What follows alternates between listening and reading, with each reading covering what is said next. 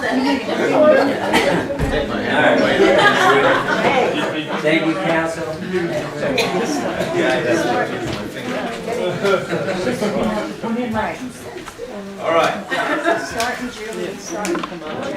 Even the simple ones are hard. So, we are now at 7.4, Your Honor. All right. This was postponed until it came up last. Well, Your Honor, 7.4. Oh, For another fee. Mitzi. We got another. Fee waiver. Yes, let's take care of hers. Okay, it looks like the UWCDC is requesting a waiver for Greenwaters Park, and this is for Madeline Duncan, who's been the long-time manager of the food bank for over 30 years. So I believe that. I just want to make one correction. Did this come from the UWCDC? Yeah.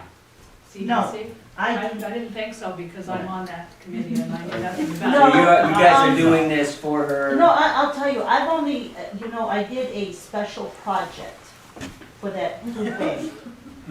And anyway, I met with her, got to know her a little bit, and she said she was retiring, and I did not see a community give anybody anything after 30 years. I was just appalled. So I took it upon myself to start up something. And I already have the committee lined up. And I already went to City Hall, got the date penciled in, January 13th. So I only need to have an approval, that's it. And it's Yeah, done. I'm not questioning that. Oh. I think Oh, it's no, a no, great no, idea. I'm just saying, you said it came from Oh, the. I thought, I would think so, you did. So I don't know who the AWC is or whatever it is. Those are the folks she worked for. Oh, well, that's lovely, they're invited too. If you ever want a community development corporation, Anyway, go ahead. So- I'm sorry. I okay. just wanted to. Well then, is there support from Councilor Clark, who sits in that committee? Absolutely, Okay. absolutely. So anyway, I stand corrected on that. However, Madeline has been down there a long time, and I Yes. think this is a good cause. I think this is one, Absolutely. so it's a So, one-time. Mr. Mayor, I move to approve the fee waiver for the Greenwaters building to have a retirement party for Madeline Duncan. Oh, and in addition, I would also like, You're gonna ask for more? Caveats too? no, wait, and I would like to ask the council if they would be so kind, please, to give her some kind of certification for her longtime service to the community. It would be really, really City employee. heartfelt and nice, yes, that you guys would all come and Volunteer. it's almost do that. Sure. We'll do that. Thank you. motion to adjourn. Motion's been made. Was there a second? Yes, second. Councilor Clark made a motion, Councilor Kordowski made the second, and is there any further discussion? Hearing none, vote. Councilor Callahan? Aye. Councilor Clark? Aye. Mayor Shorey? Aye. Councilor Baszler? Councilor Fortune? My sure. Councilor Barclay? 30 years worth something, aye. Councilor Kordowski? Aye. Carries. That was an easy one, now the hard one again. Alright, Another easy one. this should be, Fortunately, we have Mr. Beamer here, who is most probably the knowledgeable guy on this one. okay, so you want me to, Give us some background on our city administrator. you know what? That's what I do. Just a second. Yikes. Well, that's what I did. I put old business way in the bottom, but that's okay, we'll move it. All right,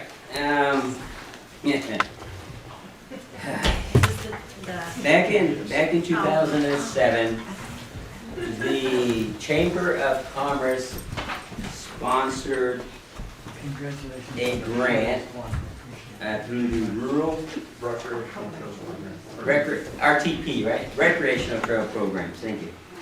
And what occurred was that the city took in a grant basically as a pass-through, okay, to cover the materials, which was a ditch witch, a trailer, a number of tools. Okay, so, and in your packet, you'll see the agreement that was done between Oregon State Parks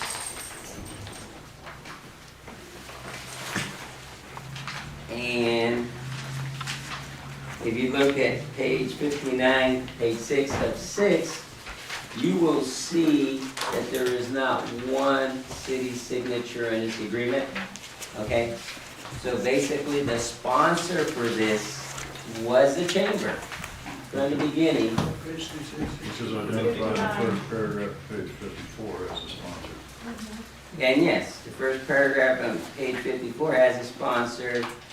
Hereinafter referred to as State and Oakridge, Westford Area Chamber of Commerce or designated representative hereinafter referred to as a sponsor. So the only name on this thing was the Chamber of Commerce, okay? And this is a pretty standard agreement that the state uses with local entities is this right here. And basically, whoever's on this is basically the owner. Okay, or the responsible party, I think would be a better way to put it. Is the responsible party for that equipment, is the chamber. It should have never been us. I did find the resolution where the money was brought in. I think the mayor has a copy of it. And basically it said it was to assist another entity, okay, which would have been the chamber. And at the time, one of the reasons that the chamber did this was because Goats was still not a 501c3 at that. Okay, they didn't exist at that time, so that was one of. Supposed to be a pass. So we were supposed to have been a pass-through. So basically, as I stated in my agenda bill, the question at hand is, does the city retain the equipment? Or do they give it to the Chamber of Commerce, who appears to be the sponsor/legal owner? And they can send it over to the GOATS organization where it can be used for the intended purpose. The equipment is currently inoperable. So basically, Do we have it under lock and key? Yes. This Yes. is going to the municipal. yeah, it's in one of the flexible manufacturing buildings, number 2, Right. Lock in the yard. in the yard. And the trailer There's does. not fire department thing going on there. Well, Mr. Mayor, I'd move that we unlock the gate and release the ditch witch and associated Oakridge, Westford Chamber of Commerce where it rightly belongs. I'll second that. Here. Yes. Been moved and seconded that, what'd you say? Unlock the gate. Unlock the gate Let it be free. Oh, and release the ditch witch to the Chamber of Commerce. right. Is there any discussion? Yeah.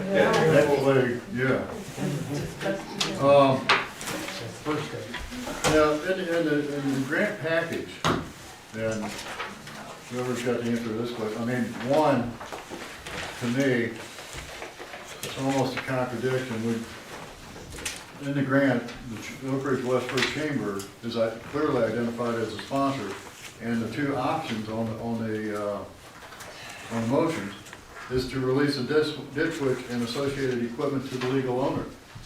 Well, wait a minute, you're gonna give it to the people it belongs to in the first place, or not do that, which makes not a lot of sense. In the grant, there was a $6,319 match, which is deducted off the $31,000 in the other figures. Where did $6,300 come from a nonprofit below $25,000, such as the chamber that typically doesn't have that kind of reserves laying around? Was the match paid by the city or by the chamber?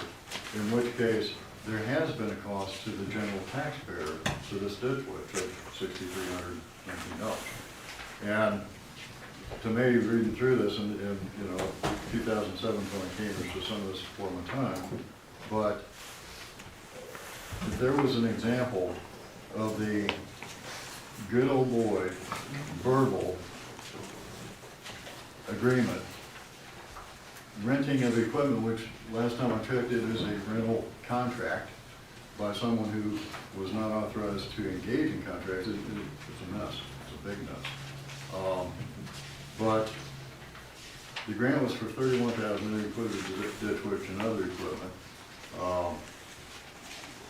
There was a $6,300 match. It was rented out for $3,900 and change. Went back to the city, and God knows where that was done, maybe baby grand pianos. And there's no paper trail. Good old boy verbal handshake without documentation of, I appreciate the documentation you dug up, and I appreciate the effort, but there's a lot of gaps. And I answer your question, that, if the taxpayers paid that $6,300, they ought to be paid back, because most of them are never gonna see a lot of benefit from that.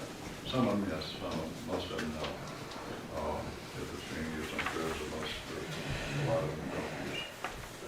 So, If I may respond to that, I've been working for a couple of days on this. Thank you, Ben, by the way, for all the information. Probably without it, we'd still be floundering even worse than we already are. Actually, the city, through Resolution 10, 2007, which was signed in August 2017, by resolution, increased their budget by $25,276, which is about the amount that the city, or that the grant was for. So the city did receive that. The city then, in the expenditure part of this portion, then took out of their new equipment, $15,000 new equipment line item, $6,319. So yes, the city did put $6,319 in that was not passed through. Then, the goats leased it through agreement with the previous administration, leased the ditch witch to some entities around the state for 9 weeks at $425 a week, and received $3,825 for that. And of that, they also managed to bang it up pretty bad, because apparently it eats up tracks and various other things. So of that $3,825 for rental, the city also billed them, on an invoice, for both of these things, for $228.67 for damages. It was Ben's understanding, and correct me if I'm wrong, that the city had agreed to pay the $228.67 to repair the ditch witch. Is that correct? And complete the maintenance of 400 to 500 hours that hadn't had any maintenance or service on it. Am I so far on track?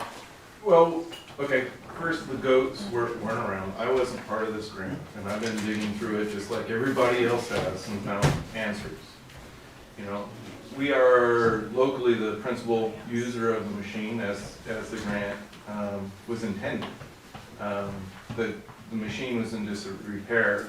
I discussed with Gordon, acting as the city, if we found somebody to lease it or take this machine and give us money so we'd have money to do it, would you be in favor of that? And like any fool, he said, yes, somebody's gonna give us money, that's a no-brainer. And of course, I went out and I found somebody to lease it. They actually held the machine. They returned a machine that they had from a local rental agency 30 miles away.